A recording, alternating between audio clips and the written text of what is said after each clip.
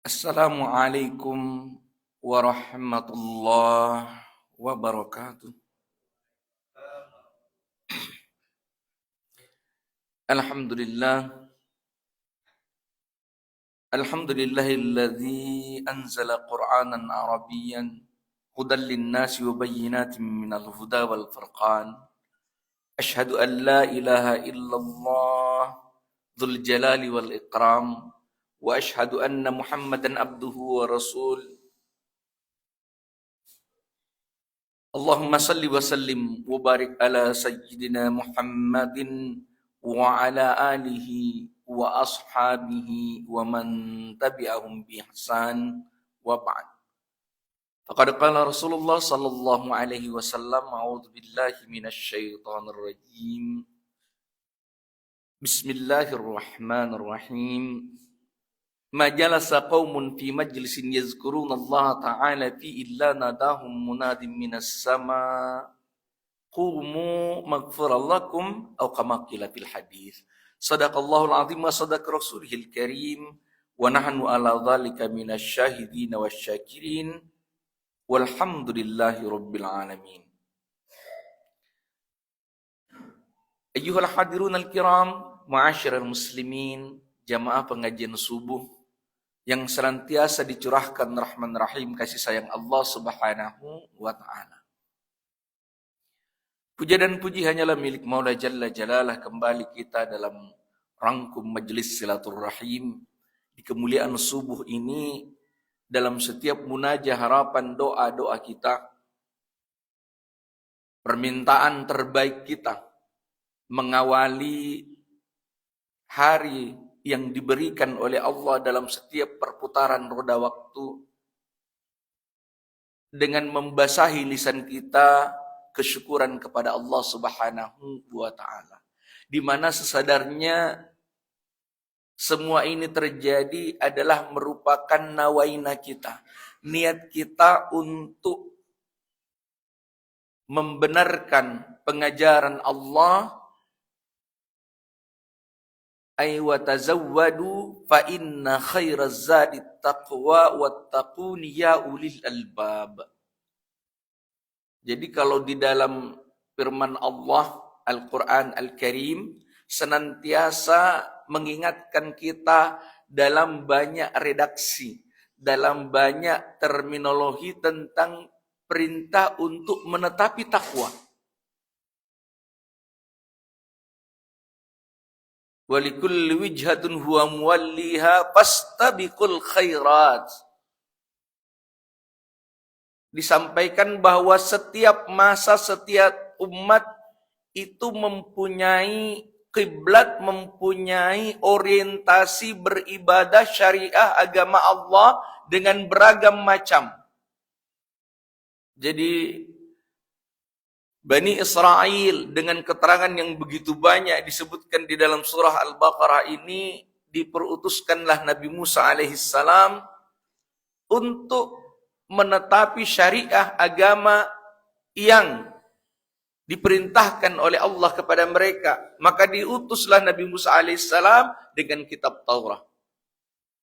Kemudian ada Nabi Musa alaihissalam dengan kitab Tauratnya, ada Nabi Isa alaihissalam untuk kaum Nasara, diperutuskan dengan membawa kebenaran pengajaran Injil, Zabur Nabi Daud alaihissalam dengan umatnya. Lalu sampailah kepada Khatamun Nabiyyin wa Khairul Mursalin. Dan insya Allah kita juga termasuk di dalamnya sebagai sebaik-baik umat yang pernah diutus oleh Allah ke muka bumi ini dengan dilengkapi kitab pedoman yang begitu paripurna.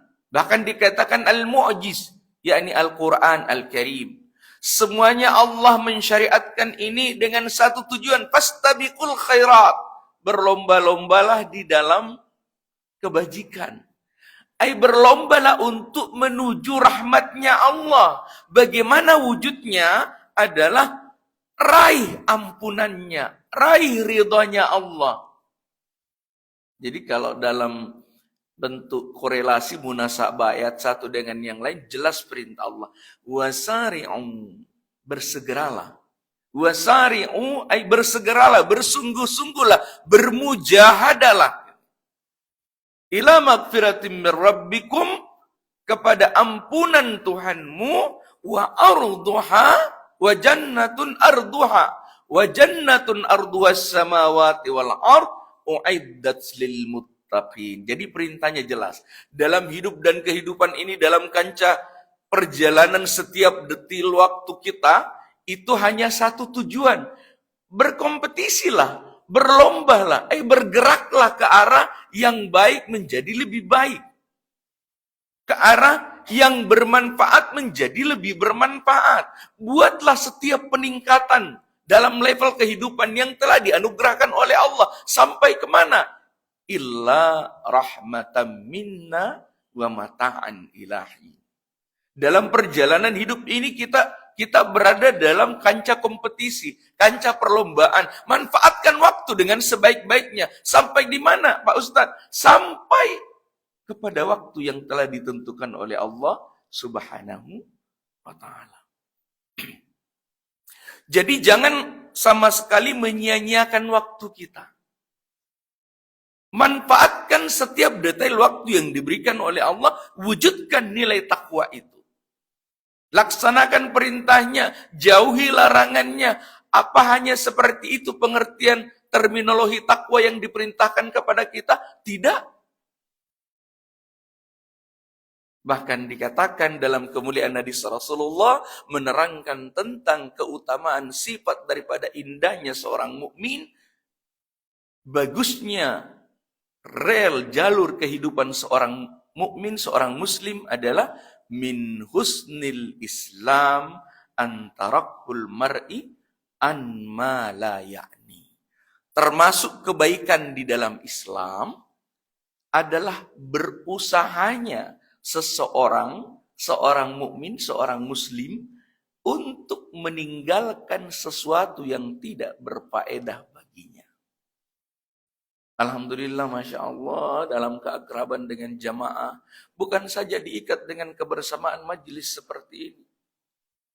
Bahkan ketika kita menggeser sedikit posisi duduk kita duduk di teras, ngobrol lagi kita. Kalau istilahnya bapak-bapak ustadz yang lain, katanya ngopi Pak Ustadz. Ngobrol perkara iman. Kalau di sini insya Allah waktu kita di dalam media semi formal seperti ini, waktu kita sekitar setengah jaman kurang mungkin ke depan. Tapi ketika di luar kita bisa ngobrol sedikit banyak seluas cakrawala kita. Ya, kalau istilahnya orang Jawa dalam yang lebih akrab, ya betul apa-apa ngalor ngidul. Yang penting ngalor ngidulnya niku tentang ajaran Islamnya, tentang iman. Nah, tatkala itu banyak ada Bapak Haji, ada saudara-saudara muslim kita ngobrol. Pak Ustadz, bagaimanakah termasuk di dalam kebaikan Islam itu? Karena selama ini saya merenung beberapa 2 pekan yang lalu saya merenung Pak Ustadz. Apa perenungannya Pak Haji? Masya Allah, kok banyak orang ya menghabiskan waktu event-event olahraga, event kompetisi, event perlombaan.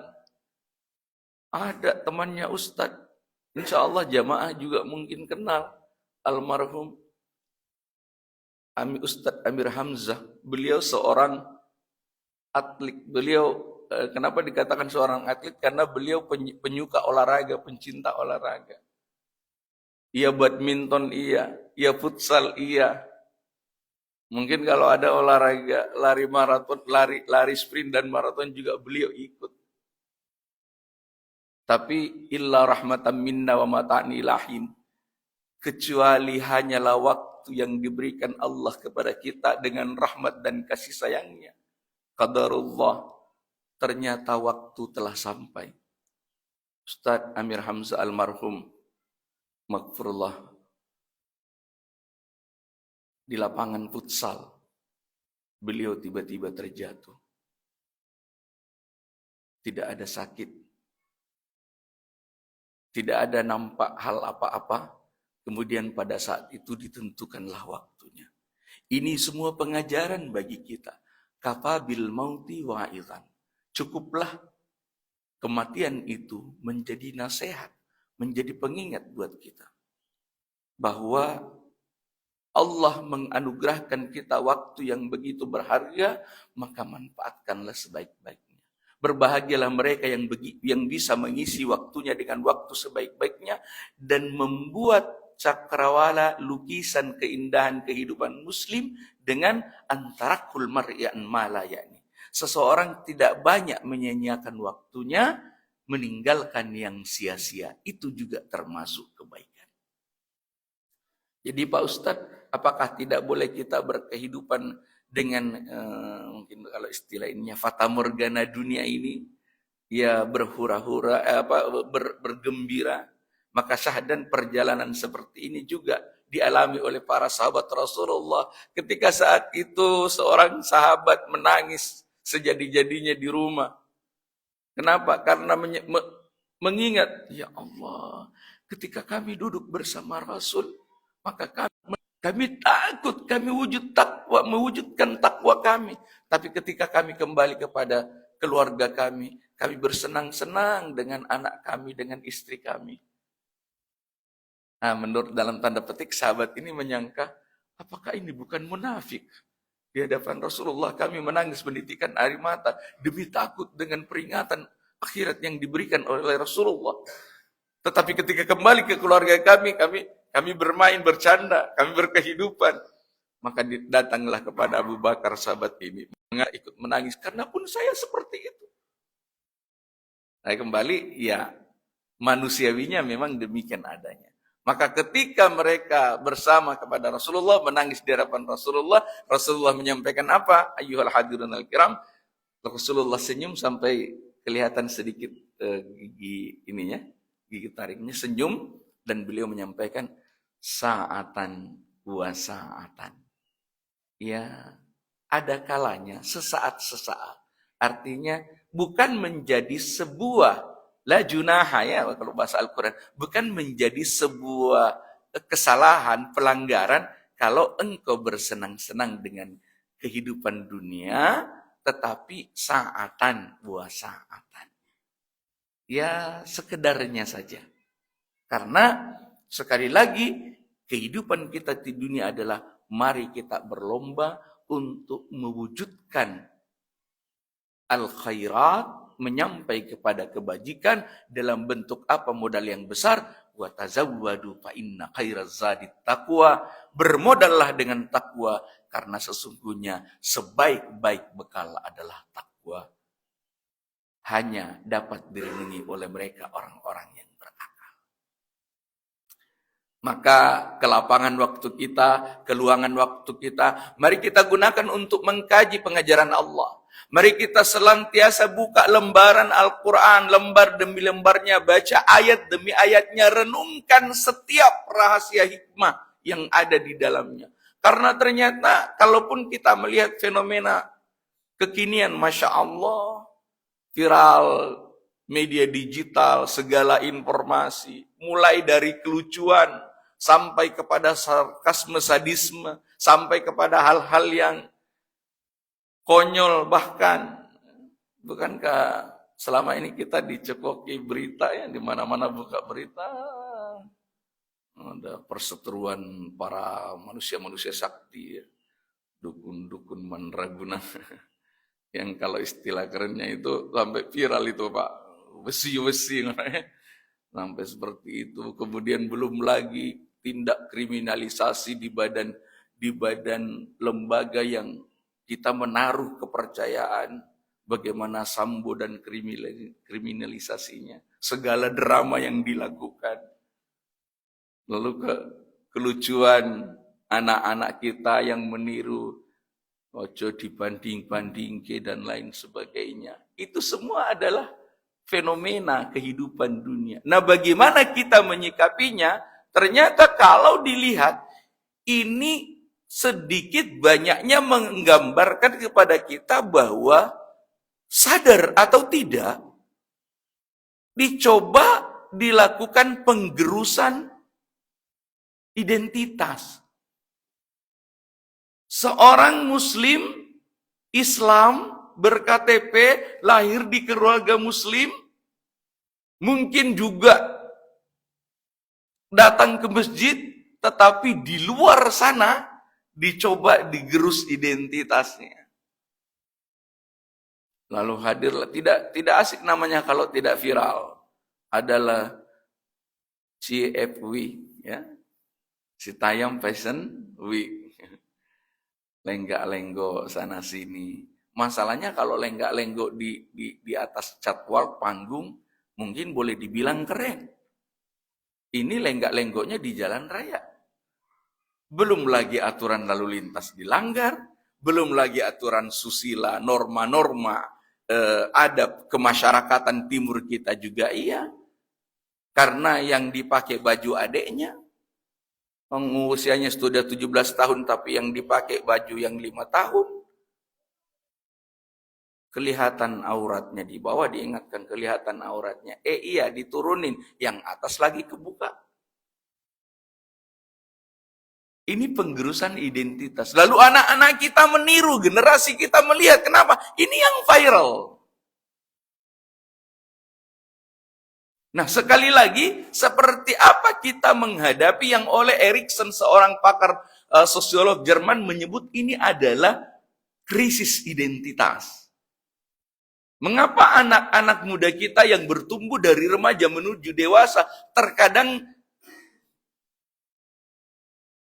nyari sesuatunya ke jalan? Mungkin dia tidak melihat di dalam keluarga, mungkin dia tidak melihat di dalam lingkungannya yang bisa memberikan dia tuntunan arah, sehingga mencari apa? Mencari jati diri, mencoba mengenal aku ini siapa sebenarnya, lalu ke jalan-jalan, bertemu dengan segala hal-hal yang semestinya tidak mereka pelajari, karena itu adalah melanggar daripada adab kesusilaan.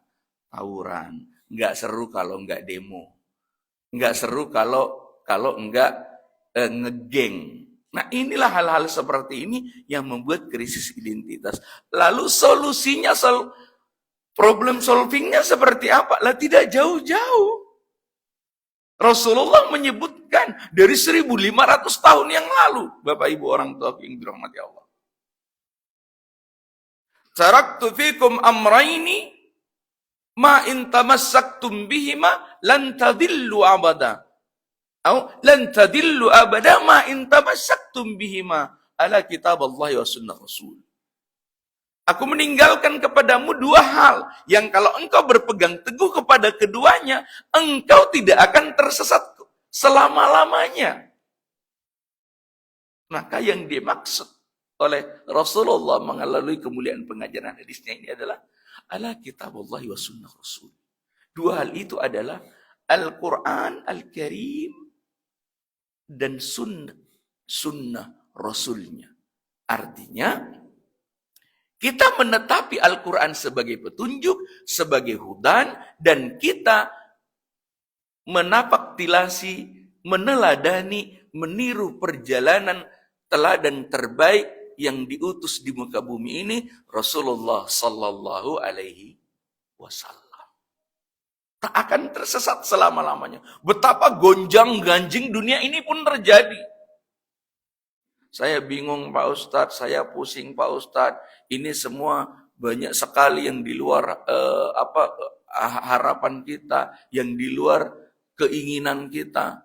Belum apa-apa kita sudah dipusingkan dengan naik-naiknya harga, belum apa-apa kita sudah dipusingkan dengan kriminalisasi, belum apa-apa kita sudah dipusingkan. Nauzubillah sumali auzubillah. Sesekali bahkan kita mendengar informasi di Bontang Pak nggih, tiba-tiba ada yang gantung diri. Ini kenapa semua? Krisis identitas yang bahkan bisa mengarah kepada, kalau dalam bahasa sosial ininya disebutkan sebagai dekadensi moral, penurunan moral. Kita kehilangan jati diri. Maka kembali kepada pengajaran Al-Quran melalui Nabiullah sunnah Rasulullah Sallallahu Alaihi Wasallam yang mewariskan pengajaran ini kepada warasatul anbiya, para alim ulama. Mari Ayo kita kaji Al-Quran kita angkat hikmahnya, kita ambil pengajarannya. Jadi Pak Ustadz, seperti apa dulu sahabat-sahabat Nabi ketika mereka mengaji Al-Quran? Masya Allah. Mungkin karena memang kita jauh ya, perbedaan zamannya, semangatnya juga memang ya berbanding jauh dengan para sahabat. Para sahabat itu Bapak Ibu orang tua yang dirahmati Allah, mereka membaca Al-Quran itu, berinteraksi dengan Al-Quran itu mungkin sama sekarang modelnya kita berinteraksi dengan HP kita. Bangun tidur yang paling sering dibuka adalah HP kita. Nanti kalau ke kantor, koneksi, relasi dengan orang lain yang paling sering kita buka HP kita. Agak kelelahan sedikit bekerja, yang kita buka HP kita. Kenapa? Ya sudah ada di download di situ. Ada boleh gaming dan lain sebagainya. Senantiasa. Bahkan ya menjadi anekdot, Ustaz, sejak istri saya ikut pengajian, kalau sudah 1/3 malam itu muka istri saya bercahaya Pak Ustaz. Masya Allah. Mungkin Lailatul Qadar ya. Kenapa bagaimana bercahaya? Yaitu setiap kami mau tidur, lampu dimatiin, saya ketika masuk kamar bercahaya muka istri saya. Bahkan ketika ditutupi selimut cahayanya keluar gitu. Ternyata istrinya main HP mau tidur. Sahabat itu sama pada masanya, masa Nabi, sama keterikatannya diri mereka dengan interaksi Al-Quran. Sama dengan memegang HP ini. Hampir-hampir saja kalau mau segala kegiatan kita, misalnya ya, mau melihat jadwal, mau berpresentasi, mau segala informasi, pasti buka HP. Anak-anak kita mau larang, ya bagaimana? Yang mereka juga selama 3 tahun terakhir ini hampir wajib pakai Android. Kalau enggak, ya, belajarnya daring. Harus pakai HP.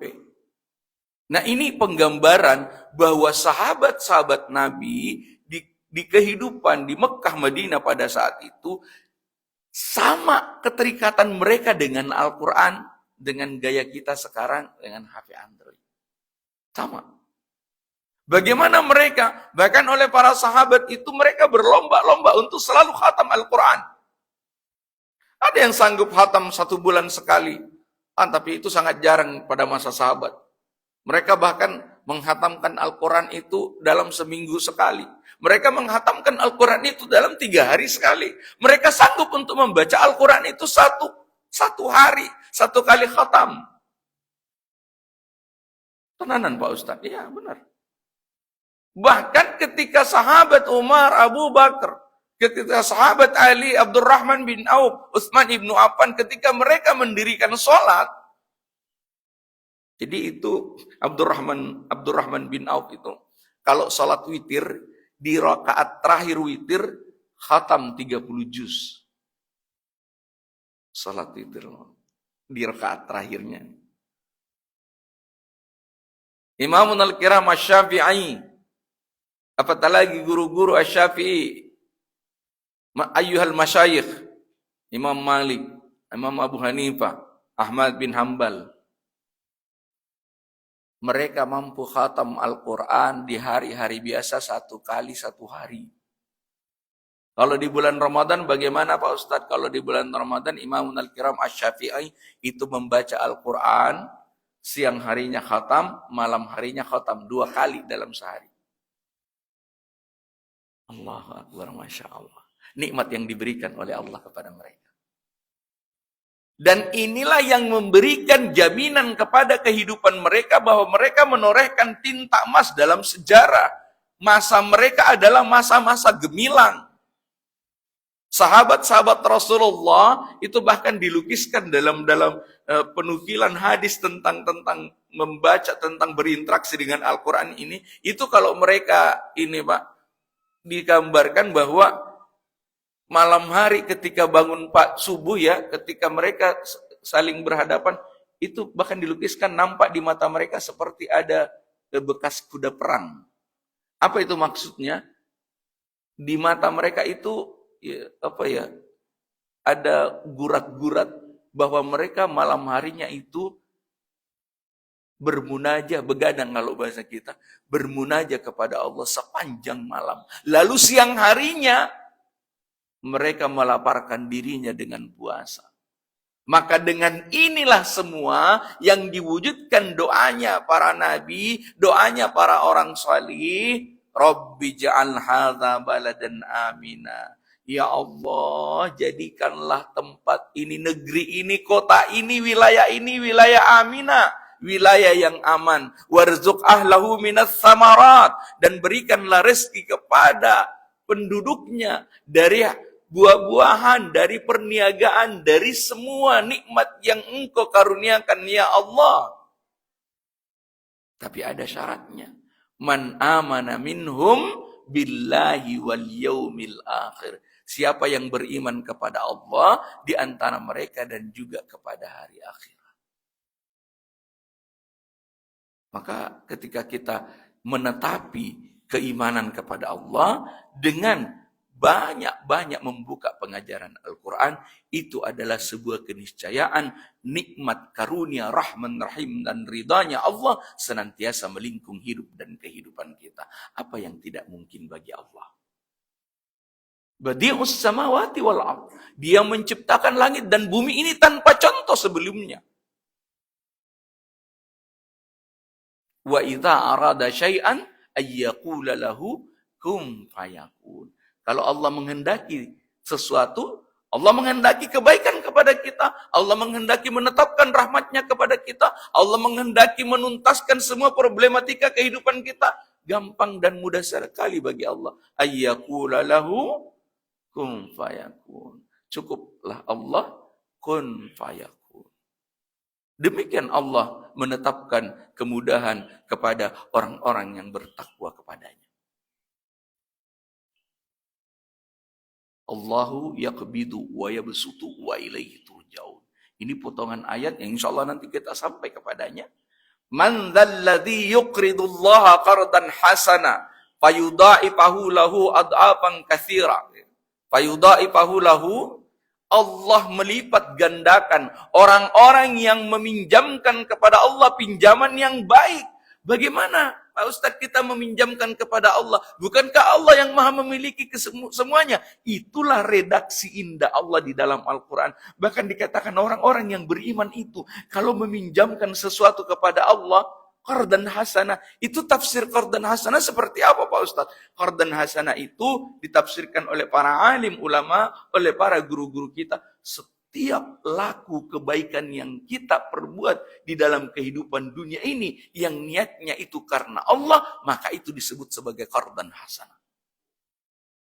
Ada bapak haji, ibu, orang tuaku, saudaraku, pagi-pagi sudah bangun, subuh sudah bangun, kemudian mau pergi ke kebun bertani. Mereka disebut apa dalam bahasa Arab? Petani. Bahasa Arabnya petani itu, Pak, Bu, orang tua yang dirahmati Allah, fallahun. Fallahun itu artinya sama dengan akar kata falah. Mereka yang panen, beruntung. Ternyata itu beruntung itu maksudnya memanen, menuai. Jadi kalau petani menanam padi, ya insya Allah nantinya menuai padi. Kalau petani panennya sawit. Terjemahkan, ulaika humul muflihun. Mereka itu adalah orang-orang yang beruntung. Siapa orang-orang yang beruntung? Petani yang memanen. Nah, ketika petani berangkat berdoa bismillahi tawakkaltu 'alallah dengan niat kepada Allah, maka itu qardan hasanah. Ketika seorang pegawai berangkat menuju kantornya, mendedikasikan waktunya, memberikan waktunya untuk pelayanan umat, melayani masyarakat, ketika dilakukan dengan lillahi ta'ala, bismillahi tawakkaltu 'alallah, maka itu qardan hasanah. Ketika seseorang berinfak, bersedekah, meringankan beban saudaranya, membantu kepada sesama, lillahi ta'ala, maka itu qardan hasanah. Dan Allah membalaskan semua itu dengan balasan yang berlipat-lipat. Mungkinkah demikian Pak Ustadz? Mengapa tidak? Wallahu yaqbidu wa yabsutu wa ilaihi turja'un. Sesungguhnya Allah lah yang melapangkan sesuatu, Allah pula yang menyempitkan sesuatu, dan hanya kepadanya lah kita kembali. Bersama Pak Haji ngobrol-ngobrol di samping. Pak Ustadz, ini semuanya ini sebenarnya apa nanti Pak Ustadz? Saya senantiasa memikirkan, ini kalau batu bara digerus, diambil, itu batu bara hilang kemana? Ini nanti bangunan-bangunan megah ini nanti semua jadi rapuh, jadi keropos, kemudian itu hilang kemana? Lah jangankan semua yang nampak ini, yang tidak nampak pun kita berbicara seperti ini. Ini suaranya hilang kemana? Semuanya ternyata kembali kepada kemuliaan pengajaran Allah. Wa basyiris sabirin, berilah kabar gembira orang-orang yang bersabar, alladzina idza asabathum musibatun qalu inna lillahi wa inna ilaihi raji'un. Mereka orang-orang yang bersabar itu adalah mereka yang ketika diuji oleh musibah, diuji oleh Allah dengan direngkuh sedikit kenikmatan darinya, mereka kembali kepada keyakinan kalimat istirja, sesungguhnya kami ini milik Allah. Kita ini semua milik Allah dan kelak akan kembali kepadanya. Ulaika alaihim salawatu min rabbihim wa rahmah wa ulaika humul muflihun. Mereka inilah yang mendapat keberkahan sempurna dan kasih sayang rahmat dari Tuhannya, dan merekalah ulaika humul muflihun. Merekalah yang mendapat keberuntungan, yang falah tadi, menuai kesabarannya tadi.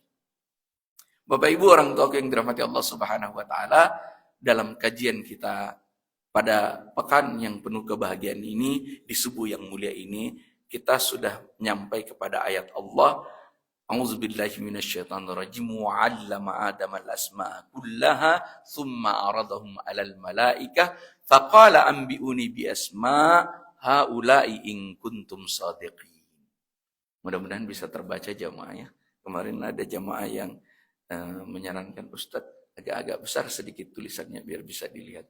Padahal sebenarnya jamaah kayaknya sudah hafal semua ayat ini. Tapi nggak apa-apa lah, menambah hasanah keindahan kajian kita. Ini ada ayat Allah yang mengingatkan kepada kita bahwa Dia mengajarkan Allah, mengajarkan kepada Adam yang diciptakannya semua nama-nama ya. Kemudian aradahum, menampilkan semuanya di hadapan para malaikat, lalu dikatakan, sebutkanlah kepadaku nama-nama semua itu jika kamu memang orang termasuk golongan yang benar. Ya, ambiuni bi asma. Mengapa Allah memperlihatkan hikmah seperti ini? Nah, mungkin kalau dalam bahasa istilah kita simulasinya begini. Jadi Allah menciptakan Adam, kemudian malaikat menduga. Tapi duganya kemarin kita sudah bahas, itu ada analogi. Kan Allah sudah menciptakan makhluk sebelum mereka. Tapi mereka suka menumpahkan darah. Ataja'alu fiha, akankah engkau menjadikan ya Allah mereka yang suka menumpahkan darah lagi? Mereka yang suka bertikai, mereka yang suka saling menyalahkan, hanya karena mungkin perbedaan tempat kerja, hanya karena mungkin perbedaan tempat nongkrong, lalu mereka saling menyalahkan. Akankah engkau menjadikan seperti itu ya Allah di muka bumi ini lagi? Begitu kurang lebih nadanya. Nah, nunusabbih, padahal, nah ini, kalau bahasa malaikat itu seperti itu, karena mereka memang dicipta dengan ukuran yang jelas. Ada yang dicipta sujud, ya sujud sampai hari kiamat. Nah, nunusabbih, kami menyucikan engkau ya Allah. Kalau oleh Ibnu Abbas radhiyallahu anhu mesti diterjemahkan di situ, bahkan kami salat kepadamu ya Allah. Tapi engkau menjadikan manusia ini untuk apa? Untuk memuji, kami memuji kepadamu. Untuk bertasbih, kami bertasbih kepadamu. Ibaratnya, kurang apa ini ya Allah gitu ya. Ya itu bahasa makhluk, bahasa malaikat. Namun oleh Al-Baghawi, Al-Badawi dan mufassirin yang lainnya bahwa sanggahan malaikat ini bukan karena mau berbantah dengan Allah, tapi mencari hikmah. Apa ya kira-kira ya Allah? Maka dijawab Allah, inni a'lamu ma la ta'lamun. Aku sesungguhnya tahu apa yang engkau tidak ketahui. Nah, maka diantaranya rahasianya adalah kemudian Allah mengajarkan Nabiullah Adam alaihi salam, mengajarkan nama-nama. Nah, termasuk dalam hal ini mengajarkan nama-nama asma'a kullaha. Jadi apakah pada saat itu Pak Ustadz semua nama-nama diajarkan kepada Nabi Adam? Ya, demikian Qatadah, Mujahid, sahabat menyampaikan bahwa memang Allah mengajarkan semua nama-namanya. Lalu ada juga ulama mufassirin yang lain yang menerjemahkan bahwa Allah tidak mengajarkan semua nama. Maksudnya ya Allah tidak mengajarkan lah ini air kelab, ini adalah minerale, enggak seperti itu. Karena niscaya kalau seperti itu dikatakan bahwa ada hal-hal yang sekarang ada pada waktu awal penciptaan manusia tidak ada. Kan tidak ada mobil pada saat itu. Jadi berarti Nabi Adam tidak diajari lah ini Fortuner, ini Pajero, ini Expander, tidak seperti itu. Tapi dikatakan asma'a kullaha adalah Nabiullah Adam diberikan pengajaran oleh Allah yang berbeda kesanggupannya, berbeda kemampuannya dengan malaikat. Jadi mengapa malaikat tidak dijadikan khalifah? Karena malaikat itu kalau sudah diajarkan segitu, ya taunya dia segitu. Ini juga memberikan pemahaman kepada kita bahwa tidak selamanya senioritas ya itu menjadi superior. Tidak selamanya yang lebih dulu ada, yang lebih dulu dicipta, yang lebih dulu wujud itu selalu lebih baik, tidak. Buktinya demikian yang dialami malaikat. Malaikat, nah kan duluan mana kita dicipta manusia dengan malaikat? Tentu duluan malaikat, Pak ya. Terus zatnya dari mana diciptanya? Kalau malaikat dari cahaya, kalau kita dari tanah. Tapi Masya Allah, pengajaran Al-Quran di surah Al-Baqarah ayat 31 ini mempertontonkan kepada kita bahwa tidak mesti orang yang lebih dulu dicipta, diadakan, sesuatu yang lebih dulu diadakan itu selalu lebih hebat daripada yang terakhir yang kemudian datang. Buktinya malaikat tidak tahu nama-nama itu. Ya ini mereka menyampaikan di dalam ayat ini, qalu subhanaka la ilma lana illa ma 'allamtana innaka antal alimul hakim. Ada iktiraf, ada pengakuan. Ya Allah, Maha suci Engkau ya Allah, kami tidak tahu apa-apa selain yang Engkau ajarkan. Karena malaikat tidak diajarkan kemampuan untuk seperti yang dimiliki manusia. Rahasianya di mana? Nanti kita lihat pada beberapa slide berikutnya. Lalu qala ya Adamu anbihum bi asma'ihim. Maka dikatakan, hai Adam, sampaikan kepada mereka nama-nama benda ini. Falamma anba'hum bi asma'ihim qal. Maka ketika disampaikan kepada mereka, dipaparkannya di hadapan mereka tentang nama-nama ini, Allah berkata, alam aqul lakum inni a'lamu ghaibas samawati wal ard wa a'lamu ma tubduna ma kuntum taktumun. Bukankah aku telah menyampaikan kepadamu wahai ayyuhal malaikat, sungguh aku mengetahui rahasia langit dan bumi dan mengetahui apa yang kamu nyatakan dan apa yang kamu sembunyikan. Redaksi ini mengajarkan kepada kita bahwa Masya Allah kasih sayang Allah kepada Nabiullah Adam berikut kita sebagai turunannya manusia tidak terlepas daripada Allah memberikan kita khalifah dengan kemampuan memelihara, melestarikan, ya, membuat lestari. Setiap nikmat yang diberikan Allah kita lestarikan. Maka inilah wujud mereka yang berlomba dalam kebajikan. Inilah wujud mereka yang akan mendapatkan petunjuk Allah. Mereka-mereka inilah yang dijanji surganya Allah. Bukan di ukhrawi, bahkan di balasan dunianya terjadi. Ada namanya hukum kausalitas. Ada namanya sunnatullah.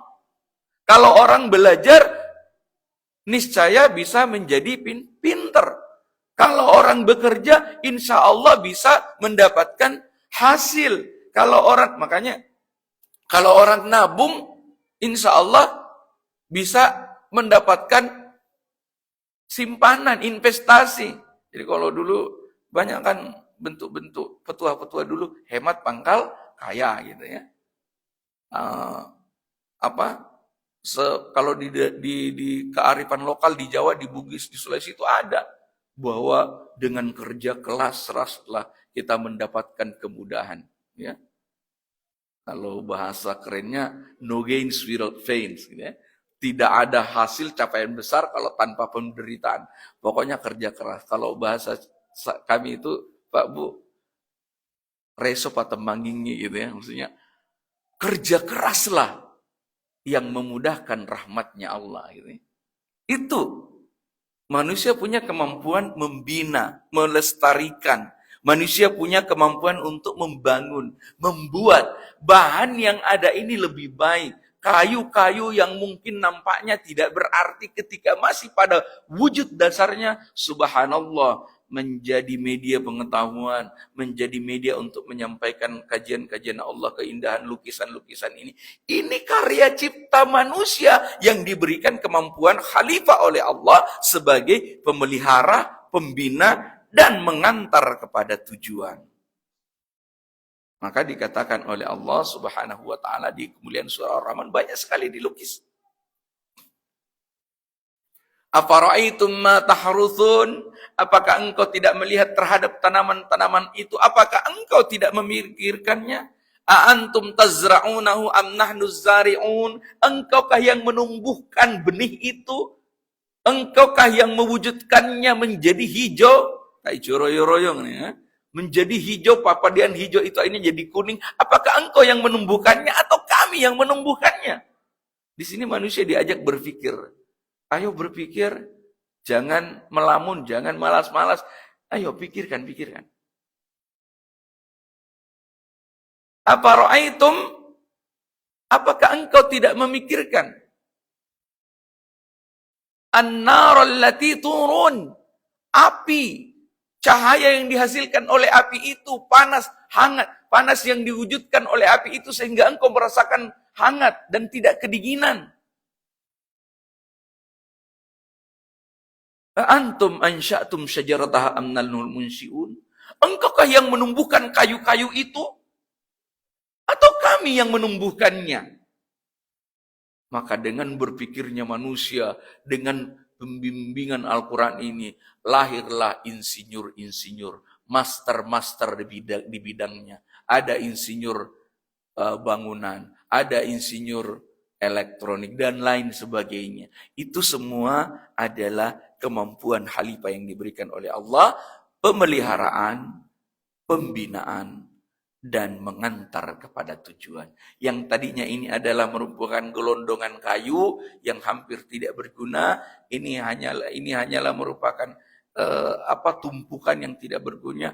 Masya Allah, dengan kemampuan mengantar pada tujuan atau orientasi sebagai wujud daripada khalifah, manusia mewujudkan semua keindahan. Allahu Akbar. Tidak ada kutub, tidak ada wilayah kutub. Hanya ada di Antartika, tidak ada di Indonesia. Ternyata orang-orang Indonesia mampu membuat apa jenengan niku. Belum pernah ke sana juga sih Pak Haji. Ada ya dibuat di Indonesia. Nanti jadi itu. Orang pergi foto-foto dikira di kutub, padahal itu di Indonesia. Di mana itu, di Jawa ya? Masya Allah, barakallah. Itu kemampuan manusia. Nah, inilah yang diwujudkan oleh orang-orang yang bertakwa. Yaitu bahwa ketika Nabi Adam diajarkan, ternyata yang diajarkan adalah kemampuan dasar untuk mengetahui sifat atau nama daripada benda itu, sifatnya dan laku perbuatannya nanti. Sehingga inilah yang mendasari kemampuan kita berbeda dengan malaikat. Akhirnya nanti datang masa-masa setelahnya kita bisa dengan ilmu yang diajarkan Allah kepada Nabiullah Adam dan akhirnya menurun kepada kita bisa menamai benda-benda yang nampak. Kita bisa mengetahui sifat-sifatnya. Bahkan kita bisa mengetahui peruntukannya untuk apa. Jadi nama yang belum ada, kita namai. Itu kemampuan yang diberikan kepada manusia. Niscaya kalau kemampuan kebahasaan ini tidak diberikan, maka tidak lengkap kehidupan kita sampai sekarang ini. Maka, nah ini mungkin sedikit perumpamaan sederhananya. Kalau nama yang belum ada itu bisa diberi nama. Misalnya, alhamdulillah, masya Allah, jazakumullah khairan katsira, kemarin bersama Bapak Haji Rifaido syukuran di rumah, kemudahan anak beliau yang sedang menunggu persalinan yang hamil 4 bulan. Itu disuguhin macam-macam. Ustadz, monggo disekecaaken nih kalau orang Jawa bilang. Silakan dimakan. Oh, disuguhin semangkok sop. Kemudian nanti disuguhin lagi manis makanan. Yang saya sendiri nggak tahu karena itu makanan Jawa. Ini apa ya? Kalau di Bugis kan ada soko ya, ada cucuru. Ini ternyata di ini. Ini apa namanya nih Pak Haji? Nanti dijelasin Pak Haji. Loh, ini cenil. Ini ada kuahnya. Jadi makanan kemudian nanti dituang kuah manis. Itu namanya gitu lah. Di Bugis juga ada makanan begitu Pak Haji. Bahkan di Bugis itu parah juga gitu. Kenapa? Makanannya sudah manis dituang gula lagi gitu ya. Namanya beda. Jadi ada buah namanya apel. Ya namanya memang apel. Ada buah namanya jambu.